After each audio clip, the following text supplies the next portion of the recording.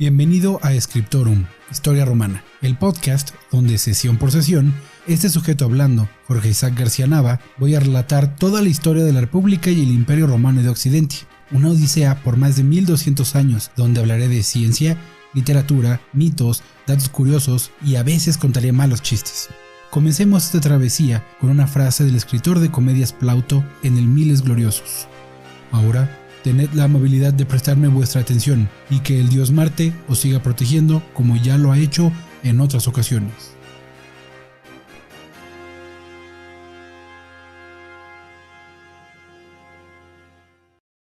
Antes de comenzar, necesito hacer un agradecimiento a nuestra primera patrocinadora en Patreon, Adriana García. Muchas gracias por tu apoyo y espero que las sesiones sean de tu agrado.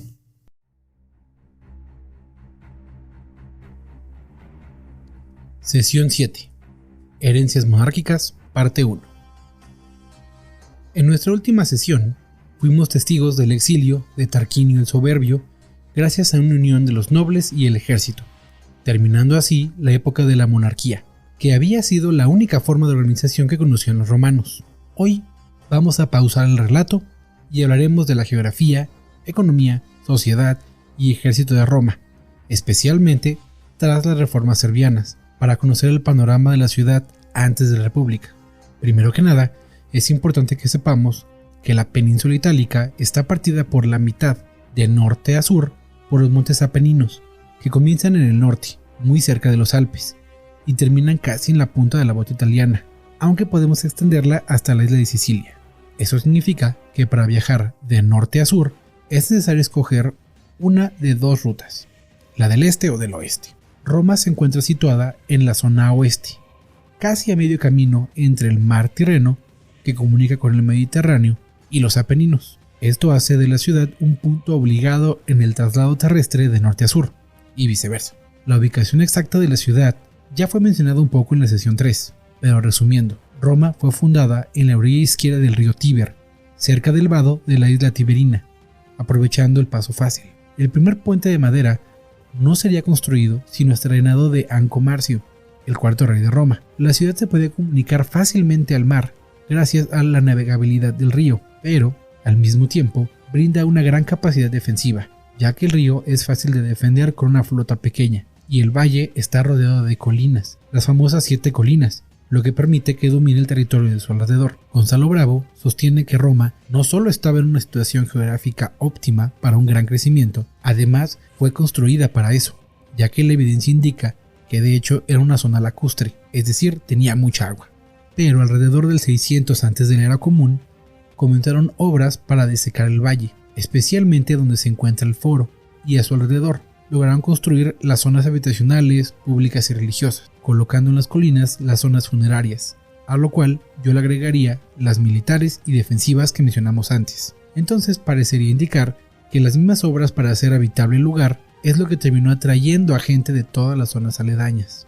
Y así es como se explica el crecimiento poblacional relativamente rápido en comparación con otras zonas, aunque tampoco tan rápido como dicen nuestras fuentes de época. Incluso el clima debe considerarse cuando hablamos de explicar la fundación de una ciudad, ya que Roma fue construida en una zona de poca precipitación de lluvia, lo que hace de las inundaciones un evento irregular. A pesar de que el clima invernal es bajo, en Roma muy pocas veces llega cercano al cero, y la heliofanía es de las más elevadas de la zona de Lacio y de la península en general.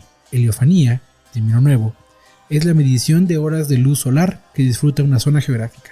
También hay lluvias moderadas, mucha luz solar y un clima más bien templado, lo que resulta en una agricultura estable y buena. Si a esto le sumamos la comida que proporciona el río, hablamos de una población que se puede alimentar bien y por lo tanto crece rápidamente. A nivel económico encontramos la formación de la Liga Latina, o un antepasado al menos, por Tarquinio el Soberbio. Esto significa el aumento de redes comerciales terrestres. Si le agregamos las salinas que son construidas y que serán fuente constante de ingresos, y por el lado marítimo la navegación por el Tíber, y la construcción del puerto de Ostia, que abría rutas de comercio con otras culturas, como los griegos de la Magna Grecia y los cartagineses de África, por dar algunos ejemplos. Todos estos elementos explican el rápido crecimiento de la economía romana. Un análisis rápido por la sociedad romana hace necesario que nos detengamos en la más importante de las reformas de la monarquía, la reforma serviana. Esta representó la división de la sociedad posterior al censo y puede identificar 3 objetivos. 1. Aumentar la cantidad de hombres disponibles para el ejército. 2. Conocer exactamente qué tipo de armadura y armas cada uno puede proporcionar respecto a su nivel económico. Y 3. Destruir las antiguas relaciones tribales y crear una nueva identidad romana. Estos cambios se sucedieron por la adopción de una nueva formación militar, la falange. Esta nueva forma de hacer la guerra requiere mucho más equipo que juntar a un montón de gente y lanzarlos contra el enemigo hasta que un bando se rinda. Cuando se ocurrió, lo que realmente pasó es que la población de Roma fue separada en 20 nuevas tribus, y pertenecer a una de ellas dependía de dónde vivieras, no de tu ascendencia, siendo las 4 tribus urbanas más importantes que las 16 del campo, y así se cumple el último de los objetivos de la reforma. Para cumplir el primero y el segundo, fue necesario dividir a los miembros de cada tribu por capacidad económica. Y la mejor forma de medir esto era la cantidad de tierras que poseían. Se crearon 6 niveles de riqueza, llamadas clases, siendo la primera clase los que tenían más tierra y riquezas, por lo tanto estaban obligados a proporcionar equipo completo. La segunda podía llevar escudos de menor calidad, podía ser de madera en lugar de bronce, por ejemplo. La tercera no tenía que llevar grebas, son protecciones para las piernas. La cuarta solo debía presentar lanzas y jabalinas, y la quinta solo tenían que presentar hondas y piedras, aunque cumplían otras labores en el campo. El resto de la población caía en la sexta clase y estaba exenta de servicio militar. La disolución de las antiguas tribus traía un problema extra, y era que los jefes tribales votaban por su tribu completa, en una asamblea conocida como curia. Pero entonces, ¿cómo se iba a representar la nueva tribu si ya no había jefes? Bueno, para ello se eligió dividir a cada clase en centurias.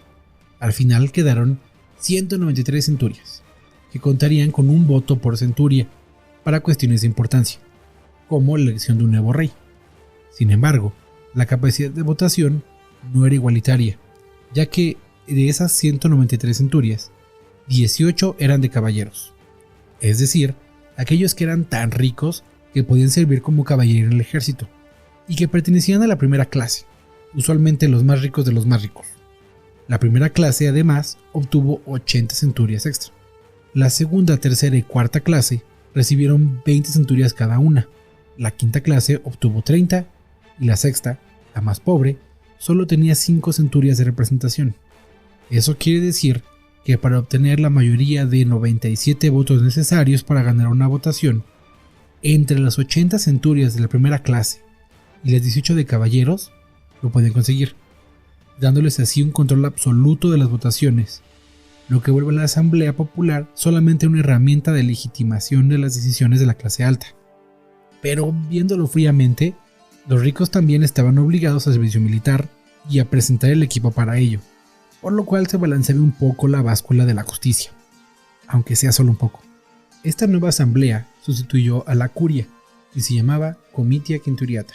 Trabajos modernos, como el de Arcadio del Castillo, nos dicen que Servio Tulio, o quien fuera que llevó a cabo la reforma, en realidad intentaba evitar el ascenso de los patricios, quienes se estaban organizando en la fuerza política que eventualmente serían durante la República. Obviamente la reforma falló en su objetivo de detenerlos. Cabe mencionar que los patricios nos lleva a un tema de importancia mayúscula, las clases sociales. Veamos esto como un edificio de varios pisos. Hasta arriba tenemos al rey, cuyo poder, llamado imperium, de donde viene el término imperio, no es una sucesión hereditaria, ni una monarquía absolutista, como nos dimos cuenta desde la muerte de Rómulo, sino que tiene algunos elementos de participación popular en la forma de las curias. Estos son los votos de los jefes tribales, y luego de las reformas en forma de la Comitia Quinturiata, el voto de cada centuria. Debajo del rey están los patricios, quienes forman las primeras clases. Son propietarios de casi toda la tierra y riqueza, pero también forman las falanges que defienden a Roma. De hecho, entre ellos habían otras 2 divisiones: los iuniores, los jóvenes que luchan en campañas, y los seniores, los maduros, para no decirles viejos, que defienden la ciudad. Serán ellos los que formen parte del Senado. los herederos de aquellos elegidos por Rómulo y los supervivientes a la persecución de Tarquinio el Soberbio. La representación más exquisita de los patricios la proporciona el mismo Tito Livio, cuando nos habla de Lucio Junio Bruto, un hombre que mencioné de pasada en la sesión anterior, y que acompañó al esposo de Lucrecia y presenció su confesión y suicidio. Este personaje navegaba con bandera de idiota, literalmente, ya que muchos lo consideraban un incompetente incluso para hablar. Por eso, es una sorpresa cuando comienza a dar discursos denunciando los abusos de Tarquinio el Soberbio. Es una alegoría para la actuación de los nobles. Mientras la monarquía es fuerte, no hacen nada, pero cuando ven la posibilidad de tomar el poder, se alzan como los aparentes defensores del pueblo, causando cambios, sí, pero también resentimiento y conflicto entre clases, no unión. La base de este edificio, que es Roma, son las clases bajas, aquellos que formaban la quinta y sexta clase, y que eran la gran mayoría de la población, peones de campo, trabajadores manuales, y todos aquellos que no tuvieran tierras, sin contar esclavos, claro. Eran la población que lucha por sobrevivir sin un ingreso fijo, y que vive en un limbo terrible, sin representación, sin ingresos, sin apoyo económico, pero sin medios de subsistencia. Serán estas clases las que presionen por cambios políticos durante la República, especialmente en cuestión de representación política, y serán los que más apoyen a los emperadores cuando llegue el momento, mientras solo intentan no morir de hambre y ascender a las clases más altas. La siguiente sesión terminamos con el periodo monárquico, hablando de religión y arquitectura, así como de influencias extranjeras y geopolítica en la península italiana, para dar así paso a la fabulosa República Romana.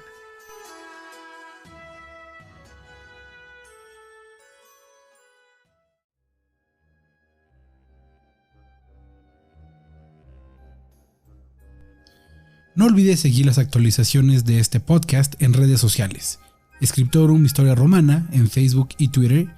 Envía tus dudas, comentarios, sugerencias o si deseas convertirte en patrocinador al correo podcasthistoriaromana@gmail.com. Si no es mucho pedir, también puedes ayudar a este proyecto en Patreon en patreon.com/Historia Romana, donde puedes suscribirte con una cuota mensual para ayudar a crear estos episodios y de paso obtener algunos beneficios. Te deseo una buena semana. Nos escuchamos la siguiente sesión en tu podcast Scriptorum Historia Romana y cerremos con otra cita del genial Plauto en Anfitrión. Ahora, distinguido público, un fuerte aplauso en honor y atención al soberano Júpiter.